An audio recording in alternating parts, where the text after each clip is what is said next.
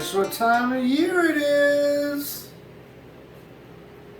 The worst fucking time of year for me. I hate this fucking holiday. Can't stand it. Annoys the ever-living shit out of me. People calling in sick to work when they're not really sick to spend time with their families. Because you never forgot. Or you did forget. About there's other people with families. Anyway, but my favorite part of this entire season, this holiday season, is that people dress up like complete idiots, look like fucking morons, like I do right now, and meat pie. A lot of people looking forward to their hams and their turkeys, and even my mother used to make lasagna. I look forward to meat pie. So what this episode is going to be is how to make a meat pie. And believe it or not, this is actually a knifeless episode. So, we're going to break it down for you, get it all going, and we're going to try to avoid the bam because this is literally a knifeless episode. So we're just going to do, bam, it's almost dinner time, meat pie holiday episode. It's almost dinner time, guys. All right, so we're going to get started, and I'm going to give you the basis of the meat pie. First of all, the meat pie was actually invented in ancient Babylonian days, in which the people that were poor, to break down the line of the bread line, to lessen the line of the bread line, they would hand out these meat pies. And depending on your status quo in the civilization of ancient Babylonia, depended on the meat in your meat pie. So, flowers and egg, roll out some pie, throw down some goat if you were broke. Maybe some pig. Maybe some seafood if you were, an emperor, Caesar, a king, a god. But then the French Canadians got a hold of it. And we just do it real simple. So what I have here is some fresh ground pork that I actually picked up this morning at our local neighborhood grocer. Fresh this morning, 1.5 pounds. You need the pork, and you need good, fresh pork. Remember what I've told you this entire season. It's all about fresh. Then, I may or may not have acquired 5 pounds of Wagyu beef for free.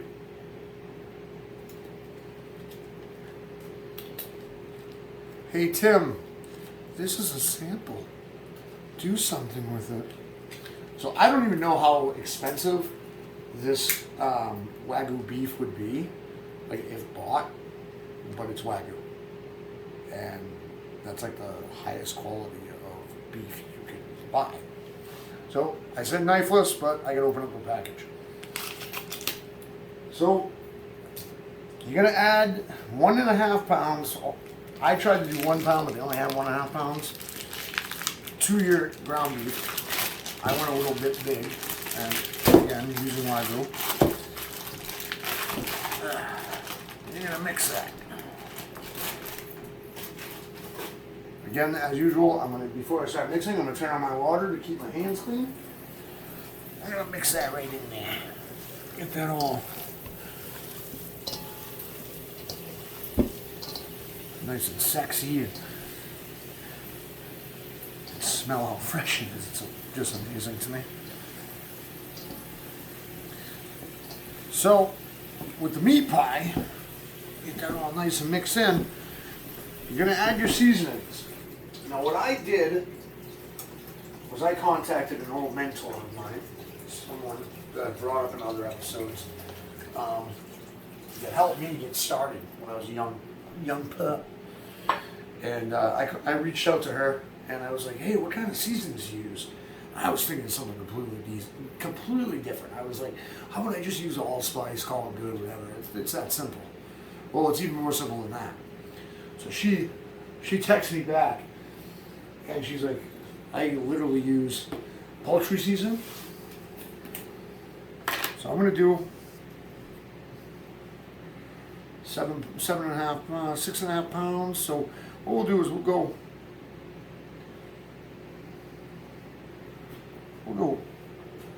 6 tablespoons of poultry seasoning.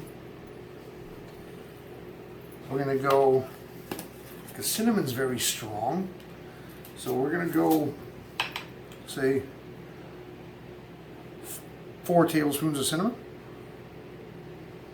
Like I showed you before, that's a tablespoon. And then a little salt and pepper. The salt and pepper. Probably 2 good healthy pinches. And then we're gonna mix. And mix that in. Already smells amazing. A lot of people can use nutmeg. Nutmeg's a big one in meat pies, French Canadian style. But you want to mix enough in where it kind of starts looking seasoned. So it's spread out pretty well. I'm probably going to have to use a little more poultry seasoning, but it's all about visual, man. It's all about visual. And I'm definitely going to use some more poultry seasoning. It smells amazing already. So do another 2 tablespoons. So what was that, 10? I think 10. Mix that right in there. Smells awesome. All right. Make sure you, when you flip it from the bottom and turn it. That way you get it mixed properly. Oh my God, it smells so good. And then, there's your mix, man. Now it's time to get the pot going so I can cook this stuff. Almost dinner time, guys. It's almost dinner time. So I took all of my mixture, my Wagyu beef, and you guys are probably going to end up using, you know, ground beef because you're lesser than me. I added a little olive oil, you know, paying homage to baby Jesus. Took a little oil back then to get him out, if you know what I'm saying. And so I let my pan get nice and warm. Oil, because you cook with oil. You cook for flavor with butter. There's no need because of the grease. What you're going to do is, if you come over here and take a look at it, a lot of people are going to be like, wow, that's a lot of beef for a small pot. Well, if you pay attention to it and stir it, it'll cook evenly.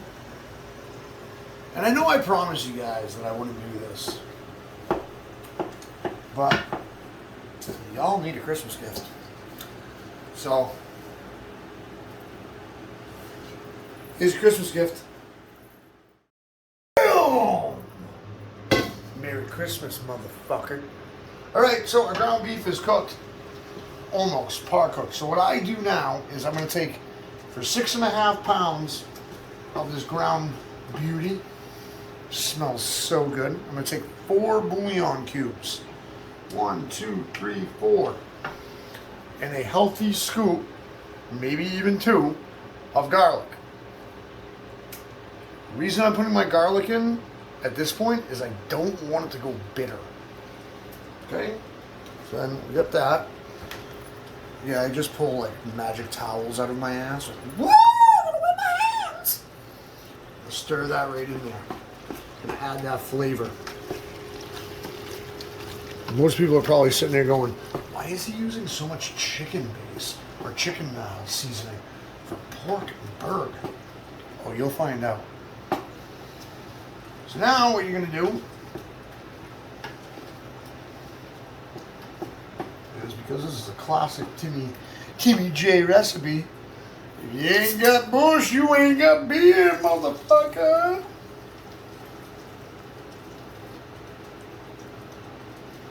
Three-quarters of a can, for obvious reasons. You're gonna stir that in, and you can just smell when the beer hits beef and pork ground. It's just something about it. It just gives it that gamey smell, that fresher smell. I'm just gonna let that cook, and you have to make sure. Like I'm gonna do this right now. To make sure that your bouillon cubes break down, because that will be a mess. Hey, another magic trick. You guys love me on Christmas, and I know you do. Just make sure they break down in there. As you're stirring, you'll see another one They're softening, so you just break it up. And then you're just going to let this reduce down for a little while, man. Let it reduce down and make sure it's broken up and well stirred and, you know, because it's real close to dinner time.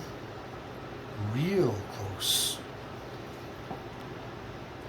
Merry Christmas, bitches. So now, our ground meat, our beef and our pork is all reduced down. I'm going to put them in the pie tins. Now, I went frozen on this one because I'm not much of a baker and I don't want to take a chance of fucking it up, seeing as which I'm giving these away as gifts. I want to make sure that these are perfect. Shit ain't cheap, especially the Wagyu. Because even free ain't cheap. You don't understand what I had to do for that Wagyu. I did what for Wagyu? So what you do now is you're going to be placing, so 6.5 pounds, 6 pie tins. So you're figuring like 1 1/3 pounds per pie. What you're going to do is you're going to grab a spoon that's perforated, so because this is going to be juicy. Even though it reduced down, it's going to be juicy because all that grease from the pork and from the beef, you don't want to let it drain. Literally, it's like me taking a pee first thing in the morning. Is it ever going to stop? You're going to apply it to your pie tin. Try to evenly do it. Evenly. I think you guys know where this is going because this is taking way too long. But anyway, I'm going to do the first one for you guys. So you know, you want to make it nice and even. You're putting 1.5 pounds in there. So, I mean, you're talking to build that up a little, right?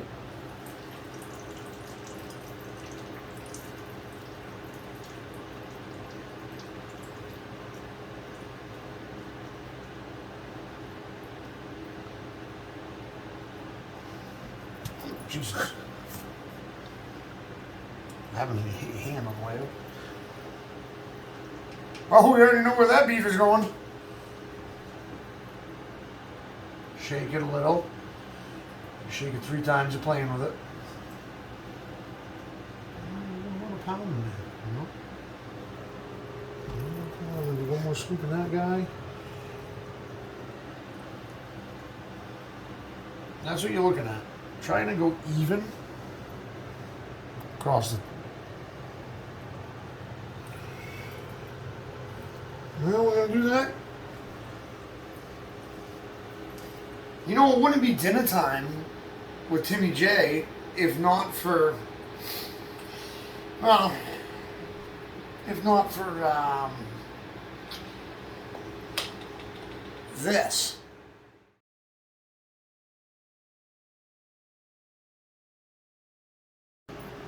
BAM! 4 down, 2 left to go. This time I left you 2 because this is probably the most difficult part of it, only because of delicacy. So what I did was I got it all pied up, so to speak. Now we're doing the top crust. And again, this is not so hard, but very delicate. So you're going to take your top crust, which I promise you this is a knife-free episode, but come to find out I grabbed the wrong tops. They don't fit the bottoms. So you're going to have to break out a steak knife or a pocket knife or something. I mean, you can grab the knife from your pig pen. I don't care, I'm not eating your fucking food. And you're not eating mine, so I'm just using my pocket knife to trim around. So what you're going to do, again, very delicate, you're going to try to get nice and even. So you're going to do like a fold here, but not a fold where you're like folding it under. Just enough so you know where your pie is. And then you're going to take your knife and you go right around the pie, dude. Right around that tin. You can feel it. Yeah, you can feel the aluminum touching the steel. The cold steel in my wet hands. And then you're going to do this. And boom! You got a dough snake. It's attacking me on Christmas. Too many motherfucking dough snakes in this motherfucking plane. So then, now you're going to tuck it. So now you're going to stretch your dough a little bit around that edge. Okay? Make sure there's no silver showing. Yeah, right around there. Right around there. All the way around. And then, me and you, we're going to fork. You go around, just like that. And when you press, don't press directly down. Press kind of at an angle, because it'll shape to that pie tin. See what I'm saying? Don't push on it so hard that it flies out of your hand and makes a mess. But push just enough to kind of bend that dough around the pie tin.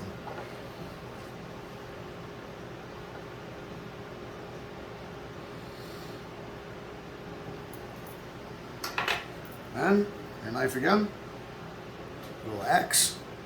So when you do cook it, the airflow will get out of there. Make sure it's a score, not a direct cut. Don't be stabbing your meat pie, dude. Not cool. So we're going to do it one more time now, so you guys can actually see it. Again, delicacy.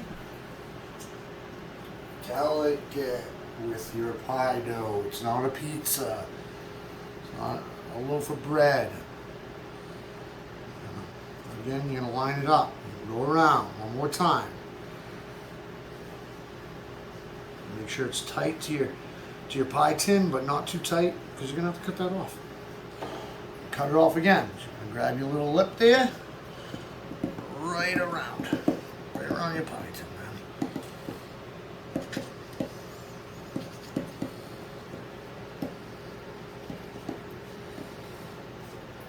You get your dough snake again.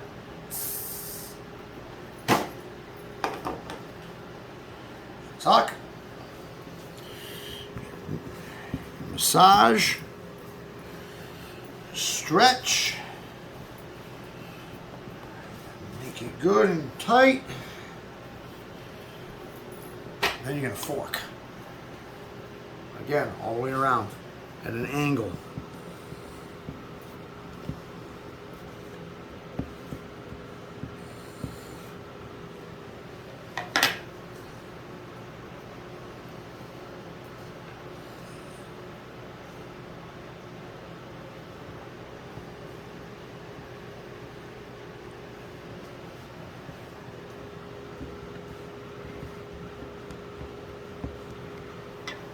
X marks the spot. There it is. And there you have it, guys. You got meat pies, man. So, yeah. I'm going to get right back to you and let you know the cooking process and wish you happy holidays. And it's almost dinner time, about a week out. It's about dinner time. Alright, so we're done. Everything is done. Everything's processed, the whole thing. You're going to do with your meat pies, which I'm sure you're wondering where they all went. Well, they're so good, the elves came into town and just stole them all. They were riding Rudolph, some weird caribou I've never seen in a Christmas story before. He was rather intimidating, so I gave up all 5. You're going to wrap it in tinfoil. Be careful not to mess up your beautiful meat pie. Wrap it up. I don't do such a good wrapping job. If you've ever gotten a gift for Christmas from me, you can give it to you in a paper bag. Now the simple is just need a pain in the ass, and that's my typical Christmas. It's a pain in my fucking ass. So you're gonna throw it in the freezer, just like that, man. Just like that. As you can see, there's the missing pies, and you let them freeze. Now, when you're ready for your party, here in northern New Hampshire, you know, the 603, people are excited about having somebody bring a meat pie to a party. You don't even have to buy gifts, just buy a card and bring a meat pie. You're good for another year. You're all set. Because that's what they're going to talk about. The French-Canadian meat pie from the northern 603. That's what they're going to talk about, is your meat pie. This will save you $100 on getting Christmas gifts, especially if you can get your shit for free. Regardless of which, I want to wish you guys a Merry fucking Christmas. As much as I absolutely hate this holiday, figured it was necessary for me to do a holiday episode with my stupid fucking hat, this stupid fucking shirt. And it's only dinner time over this festive season when you decide it's dinner time. So I'm going to say goodbye to 2021. Start over in 2022 with new season, new food, new dishes, new terrible jokes, new history lessons. But if it's new history lesson, then it's not really a history lesson. I'm just going to do it. And I'll see you guys hopefully in January when this all comes ahead. And if I can leave you with two things. One, Die Hard is not a Christmas movie. It's a Bruce fucking Willis movie. And two, it's dinner time, bitches. Like, subscribe, and ring that fucking bell. Ding, ding, ding. Happy holidays, happy Hanukkah, and Merry fucking Christmas.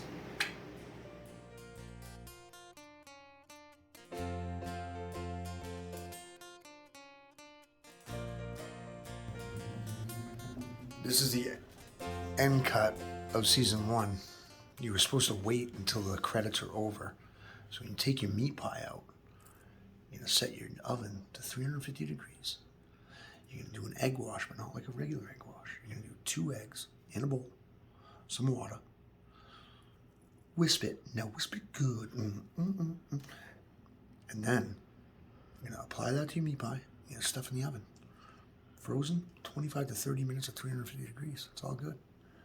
Now, what you don't know is I'm peeking at my Christmas gifts right now. And I think somebody bought me a lobster. It's dinner time, motherfuckers. Thank you for watching.